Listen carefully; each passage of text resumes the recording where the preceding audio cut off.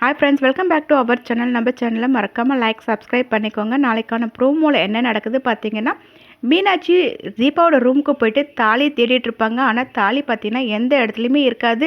ஒருவேளை தீபா வேறு எங்கன்னா வச்சுட்டு மறந்து போய் நம்மக்கிட்ட இந்த இடத்த சொன்னாலா அப்படின்னு வந்து யோசிச்சுட்டே நின்றுட்டு இருக்கும்போது மைத்லி போயிட்டு என்ன ஆச்சு அப்படின்னு வந்து கேட்பாங்க. அதுக்கு மீனாட்சி தாலியை காணோம் அப்படின்னு சொல்லிட்டு இருப்பாங்க.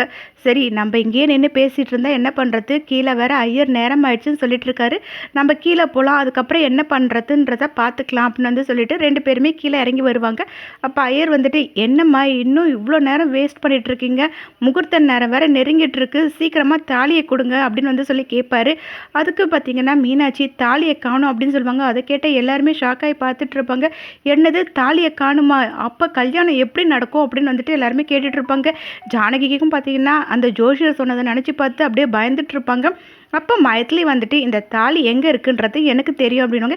என்னது உனக்கு தாலி எங்கே இருக்குன்னு தெரியுமான்னு அபிராமி கேட்பாங்க. ஆமான்னு சொல்லிட்டு நேராக ரம்யா கிட்ட இருக்க பர்ஸ் வாங்கி அதுலேருந்து தாலியை எடுத்து காட்டுவாங்க. அதை பார்த்து எல்லாருமே ஷாக்காகி அப்படியே பார்த்துட்டு இருப்பாங்க. இப்படி இந்த ப்ரோமோ எண்ட் ஆகும். நெக்ஸ்ட் எபிசோடில் என்ன நடக்குது தெரிஞ்சுக்க நம்ம சேனல் லைக் பண்ணுங்கள், ஷேர் பண்ணுங்கள், மறக்காமல் சப்ஸ்கிரைப் பண்ணிக்கோங்க. தேங்க்யூ.